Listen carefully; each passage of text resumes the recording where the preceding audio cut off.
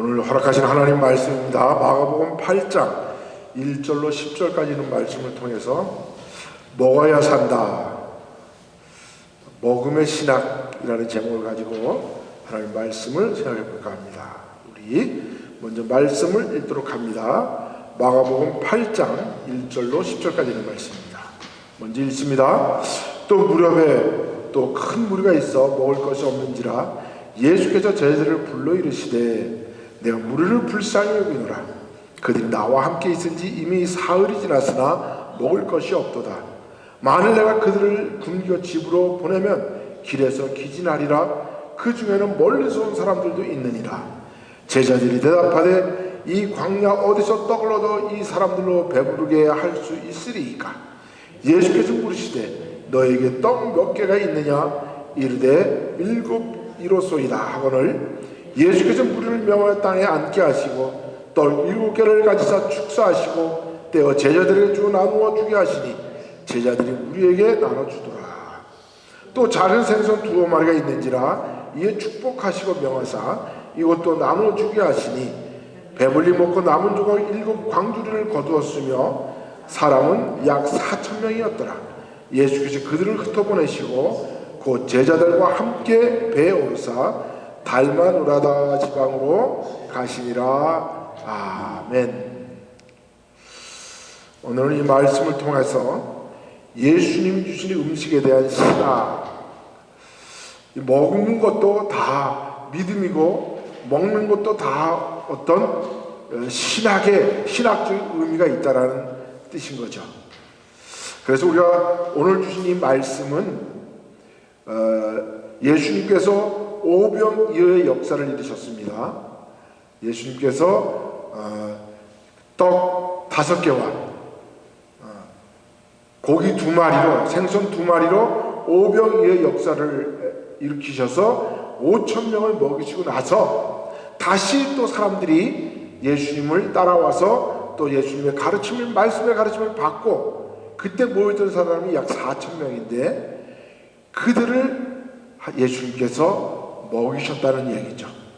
그래서 우리가 오병이어의 역사와 5,000명을 먹이신 그 역사와 그 4,000명을 먹이신 이 역사를 우리는 자꾸 그것을 기사와 이적으로만 생각을 하는데 그 생각에서 조금 우리가 한 발자국 더 나가면 그 예수님이 우리에게 그 말씀들을 통해서 주시고자 하는 뜻이 무엇인지를 우리가 그 속 안을 들여다볼 수 있는 믿음을 가져야 한다는 거죠. 그 눈을 가지고 볼 때 그 속에서 예수님이 우리에게 무엇을 요구하시는지 또 우리에게 무엇을 가르쳐 주시고자 하시는 것인지 우리가 그것을 깨달을 때 비로소 예수님이 하신 일이 무엇인지 우리가 알 수 있다는 거예요. 근데 우리는 이 기적의 역사들을 통해서 보면 예수님이 기적을 일으키셨다, 이적을 행하셨다, 우리가 여기에만 자꾸 강조점을 두는데 그 속에는 분명히 무슨 뜻이 있다는 거죠. 그래서 그거를 우리가 하나하나 한번 살펴보면서 오늘 예수님이 주시는 그 먹음의 신학이 무엇인지를 한번 우리가 살펴보십시다. 자, 그래서 먼저 식욕은 가장 원초적인 본능입니다. 제가 원초적인 본능을 말씀드릴 때 이런 말씀을 드렸습니다. 창세기 1장 28절에 하나님이 말씀하시기를 하나님이 아담과 하와를 창조하시고 그들에게 복을 주셨다 하셨습니다. 복을. 그러면서 하나님이 그들에게 복을 주시며 그들에게 이르시되 생육하고 번성하고 땅에 충만하라. 생육과 번성과 땅의 충만, 이것이 인간이 이 땅에서 가져야 할 원초적 본능입니다. 사람에게 이 원초적 본능이 없으면 사람도 발전할 수 없고 이 세상도 발전할 수 없고 하나님 나라도 발전할 수가 없습니다. 이 원초적 본능이 뭐냐? 그래서 우리는 제일 먼저 사람이 가져야 할 원초적 본능은 뭐냐? 식욕에 대한 본능이다. 생육하기 위해서는 사람이 태어나고 자라나고 사람이 더욱더 성숙하기 위해서는 반드시 먹어야 합니다. 먹음이 중요하다는 겁니다. 그래서 우리는 그거를 식욕에 대한 본능이다. 음식을 먹고자 하는 욕구가 없으면 사람은 자라날 수가 없습니다. 굉장히 중요한 것이죠. 그 다음에 두 번째로 사람이 이 땅에서 번성하려면 자손을 낳기 위해서는 성욕에 대한 욕구가 있어야 된다. 본능이 있어야 된다. 성욕에 대한 원초적 본능, 그것이 없으면 사람이 결혼할 수도 없고 결혼해서 자녀들을 낳아서 그거는 결국은 어떤 생리적인 현상으로만 끝나게 된다는 거죠.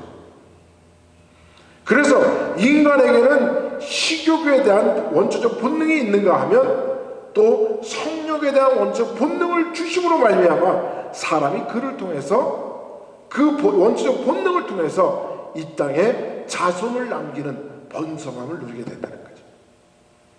세 번째로 하나님이 우리에게 주신 원초적 본능이 뭐냐? 그것은 땅에 충만하라. 땅에 충만하라는 것은 내가 이 땅을 소유하고 이 땅에 하나님 주신 모든 것들을 다스리는 그러한 다스림을 갖기 위해서는 내게 하나님 주신 소유욕이 있어야 된다. 사람이 자기가 일한 만큼의 소유를 갖지 않으면 사람은 일하지 않습니다. 이거는 인류의 역사를 통해서 우리가 끊임없이 반복되고 그것을 통해서 우리 인간이 발전했다는 것을 우리가 보게 됩니다. 그것이 인간의 역사입니다. 소유욕이 없는 사람은 이 세상에 무엇을 발전하겠습니까? 내가 어떤 과학적인 지식, 어떤 이 세상의 인문적인 지식, 이 세상의 모든 지식도 내가 그것을 갖기 위해서 소유함으로 무엇을 얻기 위해서 노력할 때 이 세상의 모든 자연과학도 발전하고 사회과학도 발전하고 살아가는 인문학도 발전하게 된다는 거예요. 무엇인가 알고자 하는 노력. 그래서 우리 자유민주주의 속에서 사는 사람들은 알에 대한 욕구, 알기 위해서 사람이 거기에 대한 권리가 있다는 거예요. 알 권리. 그래서 우리가 그 알 권리가 굉장히 중요한데 이 민주주의 사회에서는 그래서 알 권리에서 가장 중요히 여기는 게 뭐냐 하면 우리가 신문, 방송 이런 계통들은 왜 우리에게 중요하다고 생각합니까? 사람들이 무엇을 알 권리를 채워주기 위해서 무엇인가 알려주는 거예요. 그걸 우리는 매스컴이다라고 말하는 거죠. 그래서 신문이나 방송이나 요즘은 유튜브나 이런 모든 것들을 통해서 사람들에게 뭔가 새로운 것을 소식을 알려주는 거는 그거는 사람들에게 갖는 건 뭐냐? 알 권리에 대한 욕구. 그것을 충족시키기 위해서는 반드시 신문, 방송이라는 이런 언론이 필요하다는 거죠. 그래서 우리가 입법, 자유민주주의 속에서는 입법, 사법, 행정부 3부가 있는데 제4부가 있다라고 말합니다. 그것은 바로 뭐냐? 언론이에요. 언론. 그래서 언론이 입법, 사법, 행정부를 견제해주는 가장 큰 역할을 하는데 그것이 바로 뭐냐? 거기서 핵심적인 것은 바로 사람들에게 알 권리에 대한 충족이에요. 그러다 보니까 오늘날 언론이 엄청난 힘을 갖게 돼요. 제4의 힘이라고 이야기를 합니다. 언론이. 그만큼 자유민주주의 속에서 살아가는 우리에게는 자유 속에는 알 권리에 대한 자유. 그것이 결국 무엇이냐? 소유욕이라는 거죠. 우리가 물건을 갖거나 어떤 지식을 갖거나 아니면 사회적 어떤 그 지식을 갖는 모든 것들이 다 소유욕이죠. 그 소유욕이 있음으로 말미암아 사유재산제도가 발전하고 그 사유재산제도가 발전함으로 따라서 이 세상은 무한히 발전해 나가는 거죠. 그래서 이 세 가지가 원초적 본능입니다. 식욕의 성욕, 그 다음에 소유욕, 이 세 가지가 있음으로 말미암아 이 세상은 발전해 나가요. 그런데 하나님이 사람들에게 이 본능을 주셨어요. 본능적인 원초적 본능으로 주셨어요. 그런데 이것을 가만히 놔두면 사람들은 자기의 욕구대로만 행동을 하게 되면 사람들은 서로가 서로의 욕심 때문에 서로가 싸움이 일어나고 전쟁이 일어나고 그래서 함께 다 죽어나간다. 그것을 이제 토마스 홉스라는 사람이 만인에 대한 만인의 투쟁이다. 그래서 인류가 망할, 사람들은 망할 수밖에 없다. 그러기 위해서는 어떻게 해야 되냐? 무엇인가 컨트롤할 수 있는 힘이 있어야 된다. 그것이 바로 정부, 국가라는 법을 만들어서 사람들을 컨트롤해 줘야 된다. 사람들이 마음대로 행동하고 싶은 리버티의 자유가 있으나 그 리버티의 자유만 가지고 살려면 사람들이 서로 싸워서 함께 정글 법칙에 따라 죽어가니까 그거를 정리해 줄 수 있도록 우리가 책임을 지도록 만들어준다. 그것이 바로 법이고 그것이 바로 법치주의고, 그래서 자유민주주의 속에서는 이 자유법치주의가 굉장히 중요한 뼈대를 이루고 있다는 거죠. 그런데 우리는 신앙적으로 하나님은 뭐냐? 신앙적으로는 우리에게 하나님이 언약을 주십니다. 너희들이 마음대로 먹을 수 있으나 이 동료산에 있는 모든 과실의 나무는 네가 임의대로 마음대로 먹어도 되나 한 가지 나하고 약속하자. 요것만은 먹지 마라. 선악과를 먹는 날에는 정녕 내가 죽으리라. 그래서 그걸 우리는 아주 처음 하나 주었다 그래서 하나님의 첫 언약입니다. 원시적 언약이다라고 말씀합니다. 그래서 창세기 2장 17절에 선악과를 알게 하는 나무 실과를 먹지 말라. 내가 먹는 날은 정녕 죽으리라. 사람과 사람이, 하나님과 인간이 약속을 함으로 하나님의 뜻을 지켜나가는, 하나님의 그 법칙을 지켜나가는 것, 그것이 바로 자기의 본능을 억제하고 절제할 수 있는 도구가 됐다는 거죠. 그래서 우리는 믿음을 통해서 하나님과의 그 약속을 통해서 나는 내가 무엇 마음대로 임의대로 마음대로 할 수 있으나 하나님이 하지 말라라는 것은 절제할 수 있는 말씀을 통해서 믿음을 통해서 그래서 절제할 수 있는 마음, 그것을 가져야 되는데, 자 그래서 우리가 그거를 갖다가 그 사람의 원초적 본능, 이것을 우리가 지그문트 프로이드라는 그 심리학자는 이렇게 설명하죠. 이드, 에고, 슈퍼에고. 이드는 뭡니까? 그것은 자기의 본능. 에고는 뭡니까? 에고는 자기의 어떤 욕구. 예. 그리고 슈퍼에고는 자아.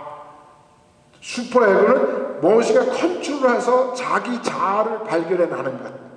그러니까 이드는 내가 마음대로 하고 싶은 마음이에요. 그거는 큰 빙산이 하나 떠 있다고 생각합시다. 그러면 바닷물이 이렇게 겉으로 나와 있는 얼음은 작아 보이지만 그 밑에는 어마어마한 밑바닥에 얼음이 붙어 있잖아요. 그죠? 그래서 우리는 그거는 빙산의 일각이다 그러는데, 우리는 눈에 보이는 것만 생각하지만 눈에 안 보이는 물속에 잠겨져 있는 그 부분을 우리는 이드, 내가 욕구적 본능.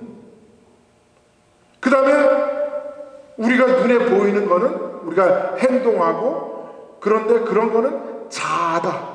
그걸 자아라고 해석을 하죠. 예. 그런데 우리는 그 자아대로만 행동을 하게 되고 욕구에 따라서 내가 마음대로 내 자아를 행동하게 되면 사람, 아이고 쟤는 참 못 배웠어. 쟤는 왜 이렇게 무식해. 아니 저 사람은 왜 이렇게 예의가 없어. 이렇게 되죠. 그런데 그것을 우리가 어떻게 그 자아를 컨트롤할 수 있느냐? 그것은 민주주의 속에서 사는 사람들은 그걸 우리는 법치주의라고 말하지만, 우리는 그것을 믿음으로 말하면 하나님과의 약속이다. 그 약속을 지키고 말면 내가 자아를, 이기적인 자아를 컨트롤해서 내가 이타적인 삶을 살게 되는 거죠. 그게 바로 슈퍼에고의 삶을 살게 된다. 그죠? 그게 이제 프로이드가 말하는 자아나 본능을 어떻게 컨트롤할 것이냐. 예. 그래서 우리는 지식을 통해서, 교육을 통해서, 법칙을 배우고 나감으로 말미암아 우리가 자아를 컨트롤해서 슈퍼 자아로 나가게 하는 거죠. 초자아적인 상태로. 그래서 저 사람은 참 배운 사람이야. 저 사람도 예의가 발라.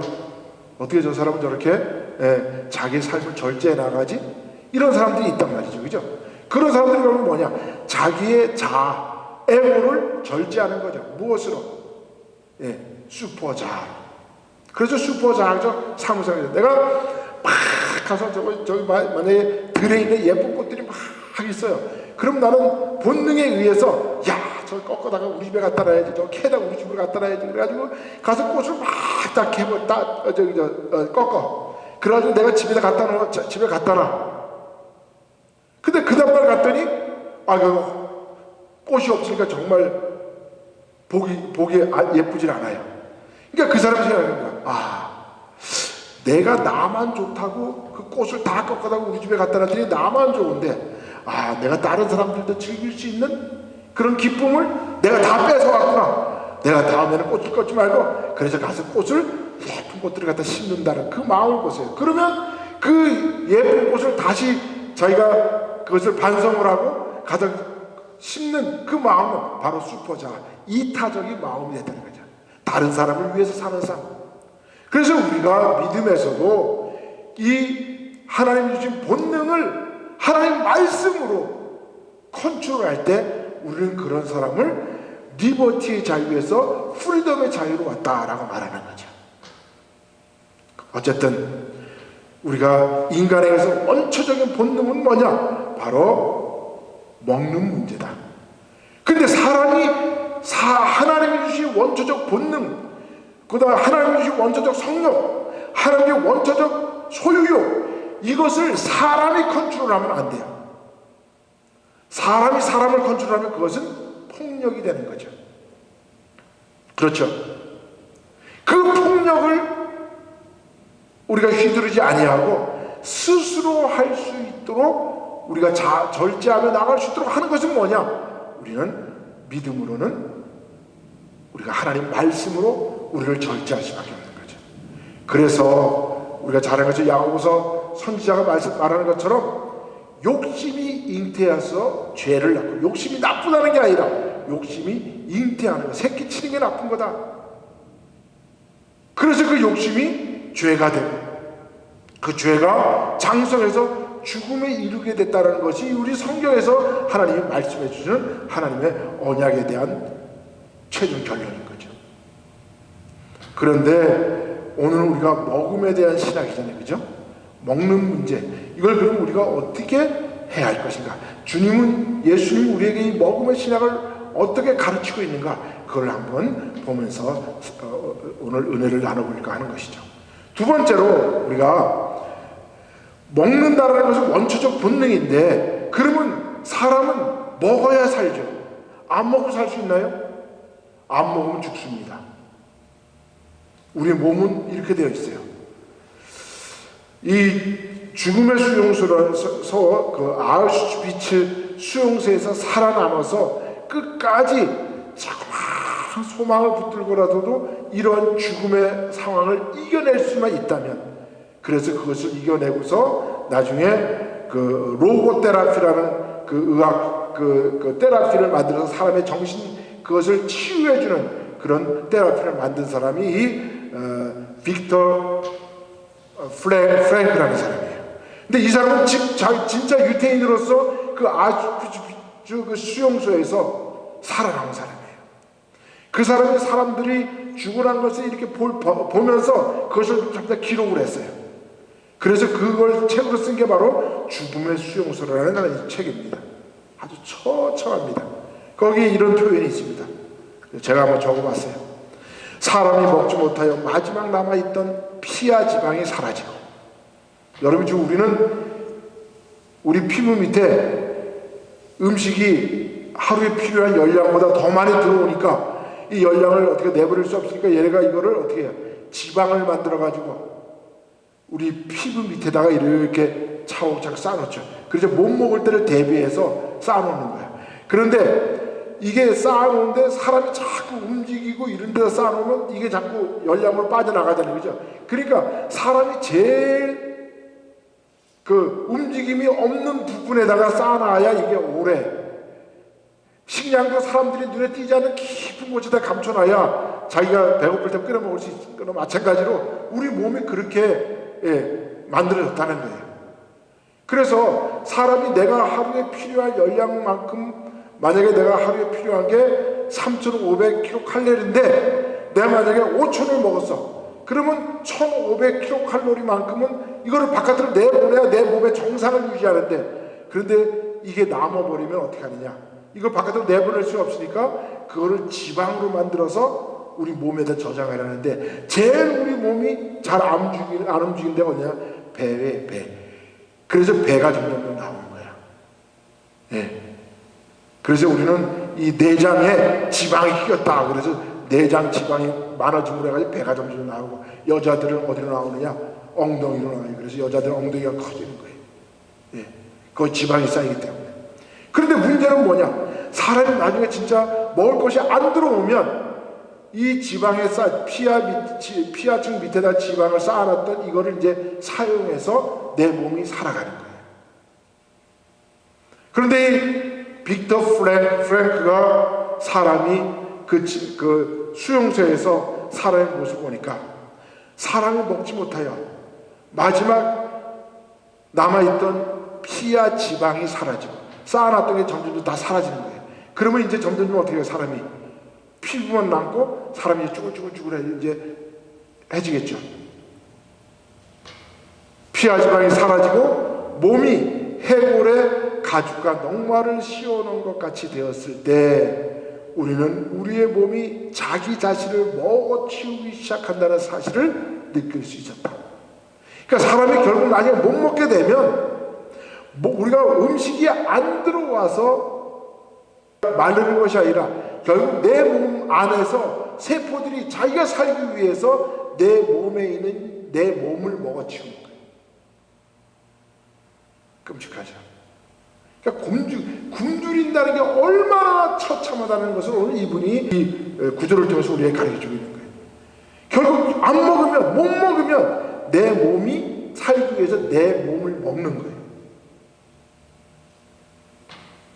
내장기관이 자체의 단백질을 소화시키고 몸에서 근육이 사라졌다. 그러자 저항력이 사라지고 같은 막사에 있던 사람들이 하나 둘씩 죽어나갔다. 우리는 모두 누가 다음에 죽을 것인지, 그리고 자신은 언제 죽을 것인지 아주 정확하게 알고 있었다.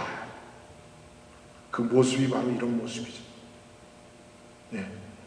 아우슈비츠 수용소에 감금되던 사람들이 이렇게 차츰차츰 굶어가다가 결국은 이런 해골만 남게 되는, 그리고 나서 지방이 누가 더 많이 있느냐에 따라서 누구 없는 사람은 일찍 죽고 많은 사람은 늦게 죽게 되는. 그러니까 우리 먹어야 사는 거예요. 우리 육신이 내 몸이 살기 위해서 내 살을 먹어치우는 거예요. 그래서 끊임없이 먹어야 돼요. 그런데 그 먹는 것도 절제하면서 먹어야 된다는 거죠. 우리가 영의 양식도 마찬가지죠. 우리가 영의 양식을 안 먹으면 우리 영이 텅텅 비어서 우리 영이 죽게 되는 거죠. 그래서 우리는 먹어야 된다는 거죠. 먹어야 사는 거예요. 내 육체나 내 영이나 다 육체를 위한 음식을 먹어야 되고, 내 영을 살리기 위해서도 영의 양식을 먹어야 한다는 겁니다. 그래서 우리는 먹는 것이 얼마나 중요하냐. 네. 한 집에서 음식을 함께 나누는 사람이 바로 식구예요. 그래서 식구라는 말은 먹을 식자에다 입구예요. 그래서 옛날에 입구, 그래서 옛날 사람들은 그러자, 아이고 입 하나 도는 게 어딘데. 입 하나 돈다는 얘기는 뭐야? 옛날에 진짜 뭐가 찢어지도록 못 살 때 가족을 새끼들은 많은데 그 중에 하나가 일하러 멀리 떠났어. 그러면 먹는 그 사람 한 사람 줄어드니까, 그래서 그 입구 하나를 사람 하나로 보는 거예요. 예. 그래서 식구라는 말은 함께 먹는 사람들이 식구인 거예요.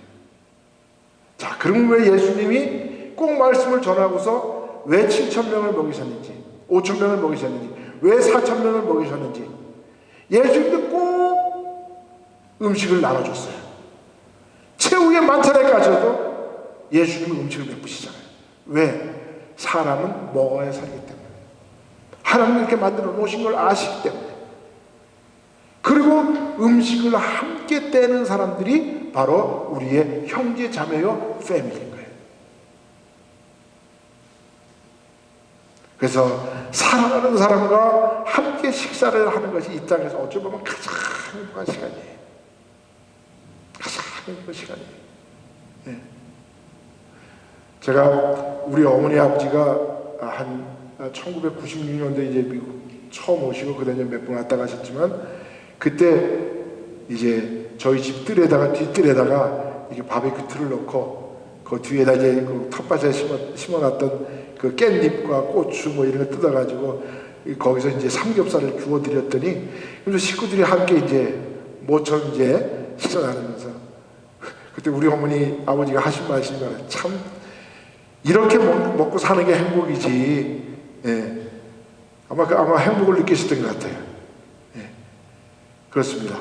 사랑하는 사람이 없이 내가 혼자 여행을 다녔는데 친구들하고 음식을 많은 음식을 먹으면 여러분 어떻게 생각나요? 야, 음식이니까 이게 맛있다. 그 생각보다 먼저 무슨 생각이 들어요? 아유, 우리 남편 데리고 갔더라면, 아, 우리 남편하고 같이 먹었더라면, 아, 우리 새끼들하고 같이 먹었더라면. 항상 그 생각이 먼저 들죠, 그죠? 그렇습니다. 사랑하는 사람과 함께 식사를 나누는 것이 가장 행복한 거예요. 그것을 느끼도록 하기 위해서 예수님도 5,000명에게 4,000명에게 음식을 베푸시는 거예요. 그럼으로써 네가 하나님에 대한 감사를 느껴라. 그럼으로써 너희들이 형제자매인 것을 서로 사랑을 느껴라. 너희들은 하나님 안에서 one family라는 것을 가르쳐 주시는 거예요. 그리고 사랑하는 사람에게 음식을 베푸는 행위가 가장 큰 사랑이라는 거죠. 여러분 한번 생각해 보세요. 사실 제가 초등학교 다닐 중학교 다닐 때까지만 해도 시골에서 음식 나누는 게 그렇게 풍족한 삶이 아니었어요. 다 저희 집도 마찬가지고. 그런데 어머니는 집에 들어가면 먹을 게 아무것도 없어. 친구들하고 막 뛰어놀다가 이제 여름에는 특히 그 가해 가지고 막 수영하고 그러면 얼마나 배가 빨리 허기져요. 이게 보리밥 먹은 게 방구는 불불 나오고 수영 한 번 하고 쭉 배가 줄어가지고 배가 고프면 집에 가면 아무것도 없어. 그러면 엄마가 들어올 때까지 배 쫄쫄 있다가 엄마가 오시는데, 엄마가 오시면 희한하게 음식이 나와. 어디서 나왔는지 내가 그렇게 찾았는데도 음식이 없었는데 엄마가 오시면 뭐 이거 넣고 저거 해가지고 음식을 만들어줘요. 네. 우리가 다 그렇게 없이 살 때도 가족이 대여섯 명, 뭐 어떤 집은 7, 8, 9명, 11명 뭐 이런 집 식구들도 그래도 다 살았던 게 뭐냐? 저는 그렇게 생각해요. 우리 어머니의 정성으로 만든 그 음식이 양이 아니라 거기에는 정말 음식의 질이 있었다. 왜? 무엇으로? 어머니의 사랑으로 만들어주신 그 음식. 양은 적었지만 배불르진 않지만 그것이 오늘날 우리를 살려낸 것이다. 예. 그래서 저는 세상의 모든 음식들은 다 레시피가 있어요. 그죠? 프랑스 음식이나 일본 음식이나 이태리 음식이나 뭐 투르키의 음식이나 그리스 음식이나 보면 다 레시피가 있어. 근데 저는 한국 음식은 어떤 한 가지로 딱 레시피를 정해서 김치는 요것이다, 요렇게만 넣어야지 김치다, 저는 그것은 말이 안 된다고 생각해요. 왜냐하면 한국 음식은 각 집안마다 레시피가 틀려요. 각 지방마다 레시피가 틀리고 각 가문마다 레시피가 틀리고 각 집안마다 레시피가 틀리고 어머니마다 고유의 음식을 내는 맛이 있어요. 그래서 한국 음식은 한 가지로 딱 요것이라고 정형화 시킬 수가 없어요. 왜? 거기에는 어머니들의 사랑의 정성이 각각이 다 다르게 달려있기 때문에 그래요. 그 정성을 어떻게 레시피를 만들겠어요? 거기에 설탕, 간장불, 고추장 하나, 고춧가루 몇, 이렇게 안 된다는 거예요. 그래서 보면 한국 음식들을 가는 곳마다 각각의 특색이다. 똑같은 김치라도 각각의 맛이 다 틀려. 그게 한국 음식이에요. 근데 그 한국 음식을 정형화시켜서 요것만이 한국 음식이라고 말하는 순간 한국 음식은 없어지는 거예요. 저는 그렇게 생각합니다. 왜? 거기에 우리 음식을 베푸시는 어머니의 사랑이 있기 때문에 그래요. 그죠? 예. 그게 바로 그 음식을 먹고 우리 한 식구로 자라났다는 거죠. 그래서 식탁은 뭐냐? 사랑을 나누는 장소예요. 나눔의 장소예요. 나눔의 장소. 자, 어머니가 음식을 해오죠? 어머니가 음식을 하면 우리 어머니가 각각 다 나눠주잖아요. 떼어서 아버지 거, 큰형 거, 뭐 어른들 거 이렇게 떼어지고, 예, 나눠주잖아요. 그리고 음식을 만약 큰 된장을 무슨 찌개를 끓였다 그러면 식탁 맨 중간에 딱 놓잖아요. 그럼 먼저 아버지가 먼저 드시고, 그 다음에 어른이 먼저 드시고, 이렇게 서로 나누는 어떤 그런 속에서 우리가 살아왔다는 거예요. 그래서 식탁이라는 것은 결국 뭐냐? 서로 나눔의 장소예요. 나눔의 장소. 이것을 우리 자녀들에게도 가르쳐줘야 돼요. 식탁이라는 것은 그저 배불리 네 육식을 채우는 것이 아니라 여기에서 어머니의 사랑을 느끼고 정성을 채우고 가족의 사랑을 채우고 가는 것이 어디냐? 바로 이 식탁이라는 거죠. 그래서 저는 우리나라 사람들이 참 우리라는 말을 잘 써요. 그죠? 미국 오니까 이거 내 아들, 내 엄마, my mom 그러지 미국 사람들이 our mom 이런 말 안 쓰잖아요. 근데 한국 사람들은 다 우리라는 말을 참 잘 써요. 그래서 제가 어디서 우리라는 말이 나왔을까 그랬더니 새 집을 지면 새 둥우리라 해요. 둥우리. 그죠? 여기서 우리가 나온 게 아닌가? 우리. 예. 그래서 그 우리에서 함께 사는 사람들이 한 식구가 되고 가족이 되고 그러면서 서로 사랑을 나누게 되고 그래서 식탁은 바로 어머니의 사랑이 나누어지는 그런 장소였다. 그러니까 만약에 그것을 우리가 예수님이 5,000명을 먹으시고 4,000명을 먹으시는 아마 광경을 한번 상상을 해보세요. 우리는 예수님이 뭐 기적을 일으켜가지고 자! 빵 5개로 고기 2마리로 뭐 12광주리가 나오고 그 다음 뭐 7광주리가 나오게 했다. 그 기사와 이런 거 보지 말고 예수님이 그 음식을 준비하시기 위해서 얼마나 간절히 아버지께 기도했을까. 그 정성을 한번 생각해 보자는 거죠. 그 정성으로 또 그 제자들에게 내 아들이 가서 나누어 주어라. 그 예수님의 그 기적의 장소는 바로 나눔의 장소요. 사랑을 나누고 한 식구가 되는 정을 나누는 그런 장소였다는 거죠. 이것을 우리가 가정에 정립을 시켜야 돼요. 그리고 이것을 우리가 한 교회에서 함께 믿음을 나누는 사람들이 서로 나누어야 할 사랑이라는 거죠. 이 새 둥우리가 이 엄마가 이 새가 지금 5마리 6마리 되지만요, 이 어미새는 정확하게 요놈 먹었으니까 다음에 누굴 먹어야지, 다음은 누굴 차례대로 다 먹어서 그 새끼 한 마리도 낙오되지 않도록 다 먹이는 거예요. 그러니까 우리가 우리 어머니의 사랑을 이렇게 받아먹고 우리가 여기까지 온 거지, 내 혼자 마음대로 컸다고 생각하지 말라라는 거예요. 하나님이 우리를 이렇게 보호하시고 우리에게 부모를 허락하셔서 우리가 여기까지 오도록 그 사랑을 베푸셨기 때문에 우리가 오늘 여기 와 있다는 거죠. 그럼 우리가 무엇을 먹을까를 한번 생각해보자. 무엇을 먹을까 중요하잖아요. 그죠? 근데 우리가 구약에서는 뭐 비늘이 없는 굽이 갈라지지 않은 거 이런 거는 전부 다 부정한 것을 먹지 말라 그랬던데 베드로가 나중에 주님께 그랬더니 내가 허락해서 다 먹으라 그래서 우리가 지금 다 먹잖아요. 뭐든지 음식을 안 가리고 무엇을 먹을까 그러나 우리가 먹어야 할 것이 있다는 거죠. 그건 뭐냐? 저는 이렇게 생각합니다. 우리가 음식을 먹을 때 양식을 먹을 것인가 사료를 먹을 것인가 이렇게 한번 생각해 봐야 되거든요. 여러분 그림으로 먼저 보세요. 엄마가 맛있게 만든 음식, 이걸 우리는 뭐라 그래요? 어머니가 주신 음식. 조금 더 유식한 표현을 하면 양식. 그죠? 오늘 우리가 일용해야 할 양식, 육을 위해서. 그런데 그 옆에 돼지를 주며 돼지 음식 주면서 돼지에게 음식 줘라 이런 말하는 사람이 있어요? 뭐 주라 그래요? 사료. 그러니까 우리가 무엇을 먹어야 할 것이냐? 우리는 음식을 먹어야 돼요. 어머니의 사랑이 담겨있는 음식을 만들어서 베푸는 사람의 정과 사랑이 담겨있는 음식을 먹을 수 있어야 돼요.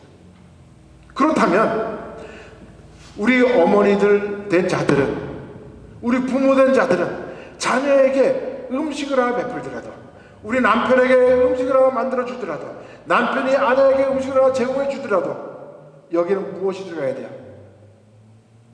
양식을 만들어야 돼. 배고프지? 이거 하나 먹고 빨리 가서 공부해! 사료 주듯이 주면 안 된다. 양식이 되려면 어떻게 해야 돼요? 정성이 들어가야 돼. 정성이 들어가야 돼. 그래서 우리는 양이 중요한 것이 아니라 진짜 어머니가 만들어주신 그 사랑의 양식을 먹었기에 오늘 우리가 이렇게 건장하게 살아갈 수 있었던 거예요. 네. 여러분, 지금 여러분 만약에 손자들한테 음식할 때 옛날에 할머니들이나 어머니들이 우리가 막 이유식할 때 어떻게 했어요? 밥을 위에 넣고 오물오물 해가지고 숟가락 이렇게 해가지고 물 없도록 쪽 해가지고 입에다 쏟아줬잖아. 그러나 그거를 아유 지저분해 이렇게 말하는 사람이 있어요? 없죠. 왜? 거기에는 할머니의, 거기는 어머니의 사랑의 침이 듬뿍 담겨있기 때문에 그거를 먹는 손자나 자녀들은 병이 걸리지 않고 오히려 그것을 말하면 건강해졌어요. 그런데 그거를 지저분하다, 아이 지저분하게 더럽게 그러는 순간에 정은 사라집니다. 우리는 그것을 먹고 살았던 거예요. 지금 그것을 그래서 우리는 감사한 거예요.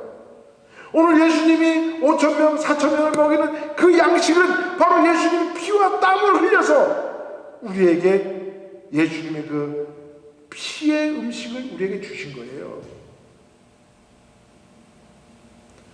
예수님이 주신 음식은 그의 땀과 눈물이 들어간 양식입니다. 없이 살던 시대에 초라한 음식을 먹고도 산 것은 그 어머니의 사랑의 정성이 있었기 때문에 우리가 살아난 거죠. 그러나 그런 사람들은 우리는 뭐라 그러냐, 살기 위해서 음식을 먹는 사람들이에요. 살기 위해서. 그런데 돼지나 소나 닭이나 이런 데는 음식을 주는 게 아니라 뭐를 줘요? 사료예요. 그 사료를 먹이는 거는 뭐예요? 저는 빨리 살쪄가지고 내년 팔아야 돈 되는데 거기에 정신이 들어가 있어요? 예. 우리 자녀들을 그렇게 키우면 안 되잖아요. 똑같은 음식을 주더라도 우리가 양식을 줘야지 왜 사료를 줘야 돼? 그래서 여러분 라면을 하나 끓이더라도 라면의 그 값어치가 얼마나 되겠어요? 그러나 그 라면을 하나 끓이더라도 거기다가 라면을 넣고 스프를 넣어서 동동동동동 끓을 때 거기다가 정성으로 파를 탁탁탁 쳐서 파를 넣고, 예? 양파도 좀 쓸어 넣고, 예? 거기다가 계란 하나 끼워 넣고 거기에 정성을 담뿍 달아서 주는 그 이 라면을 먹고 우리가 힘을 냈고 또 이랬잖아요. 그러니까 우리가 지금 마찬가지예요. 우리 이제 할머니가 되고 할아버지가 되고 자녀들이 우리가 음식을 해줄 때는 이런 정성을 할 때 그들이 그게 어떤 뭐 값어치나 무슨 뭐 양이 어떤 이게 아니라 정말 거기에는 사랑의 질이 담겨 있는 거예요. 저는 이것을 옛날부터 제가 느꼈기 때문에 음식하는 걸 좋아해요. 그래서 어떻게 하든지 음식을 맛있게 만들어 가지고 대접하기를 좋아합니다. 왜? 예수님이 음식을 그렇게 대접하셨기 때문에. 그래서 음식 하는 걸 저는 마다하지 않습니다. 어떻게 하든지 하나를 해드려도 맛있게 만들려고 노력합니다. 그렇습니다. 그런데 우리는 그 음식을 어떻게 먹어야 할까요? 무엇을 먹을까는 이제 알았죠, 그죠? 정성을 먹는 거예요. 그럼 어떻게 먹어야 할 것이냐? 어떻게 먹어야 할 것이냐?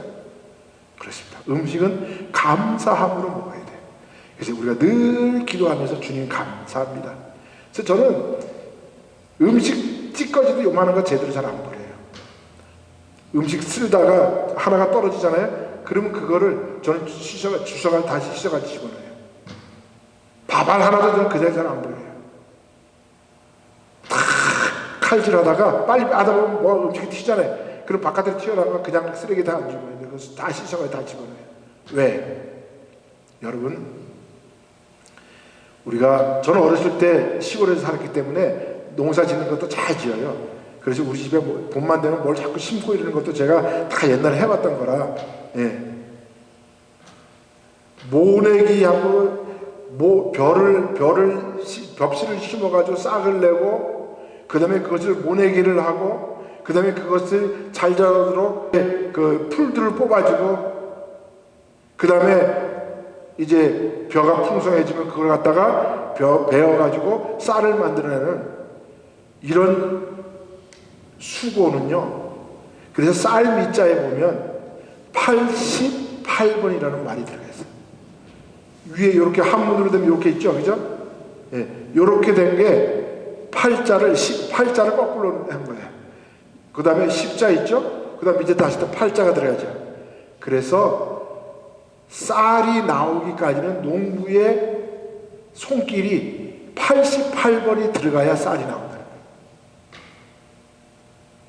그리고 모든 곡식들은 농부의 발자국 소리를 들으면서 자란대요. 발자국 소리를 듣는다는 게 뭐야? 그만큼 농부가 거기에 정성을 듣고 자주 와서 들여다볼 때 잘 자라는 거예요. 그 농부가 쌀을 하나 만들어내는데 이런 고생을 통해서, 이런 수고를 통해서 만들어내는데 어떻게 쌀 하나 버렸다고 그거 갖다가 쉽게 쓰레기통에 버리겠어요?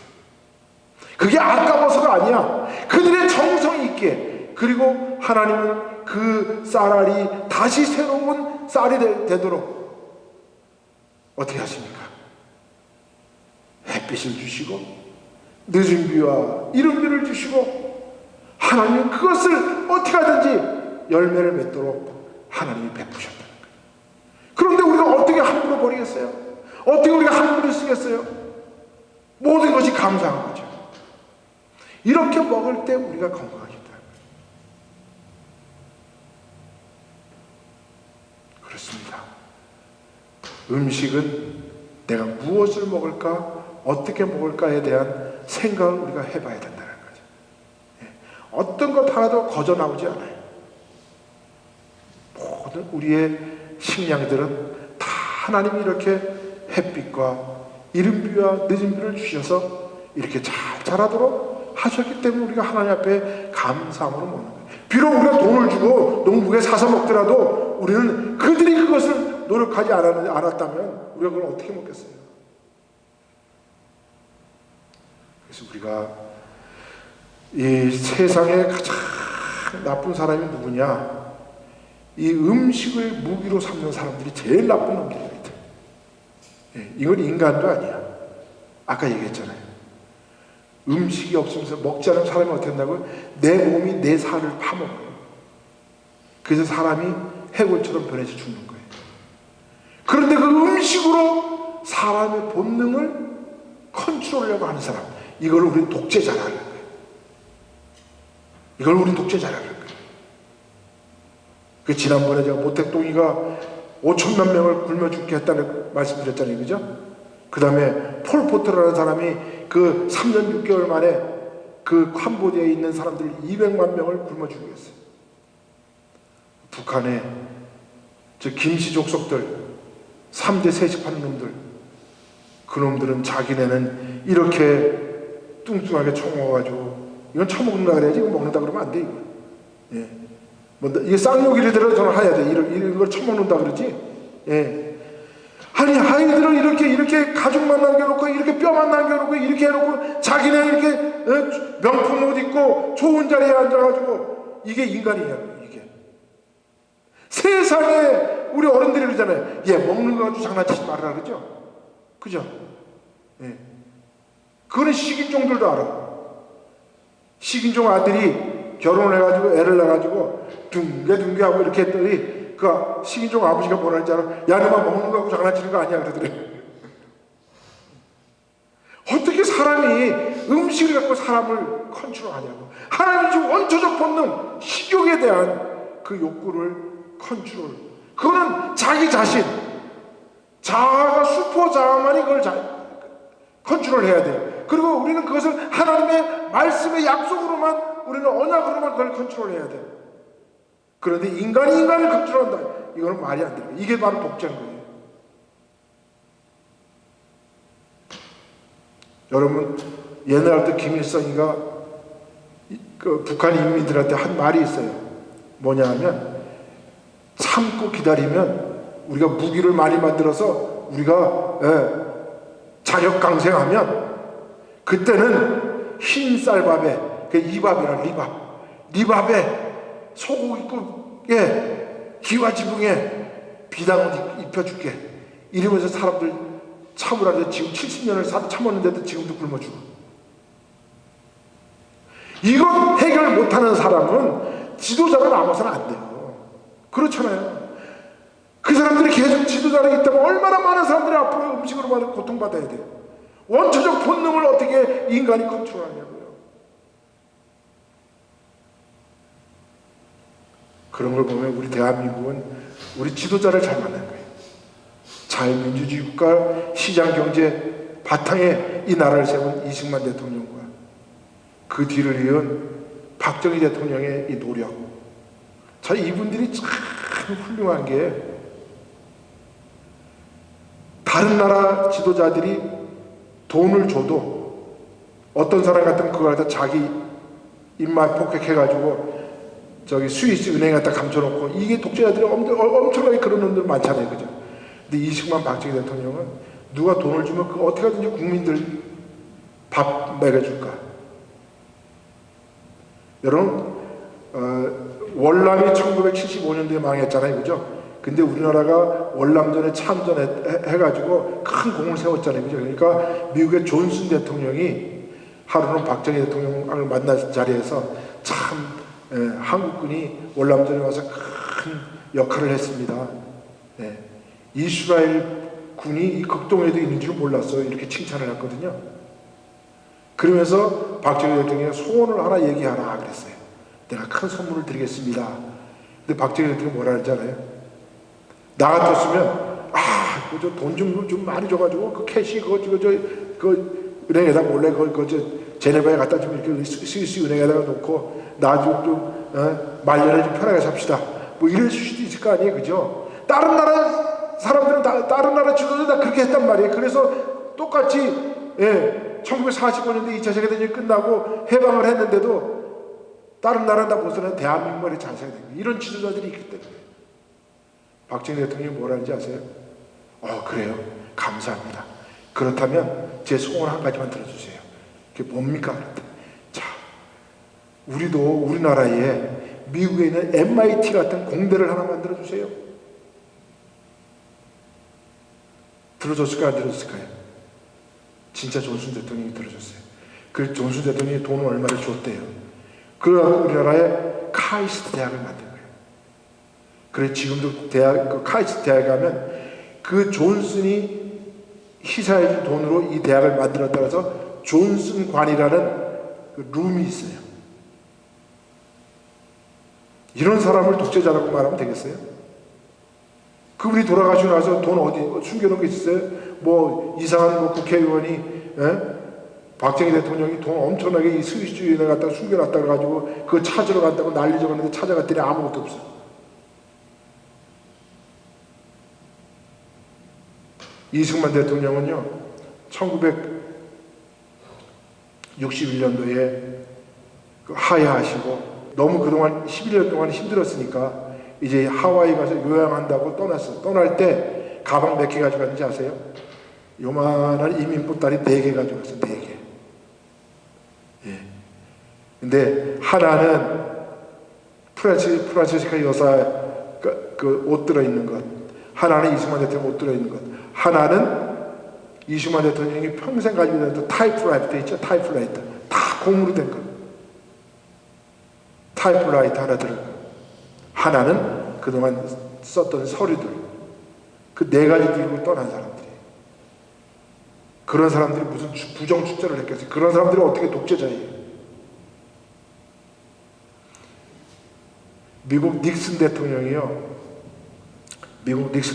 부통령일 때 아시아를 순방했습니다.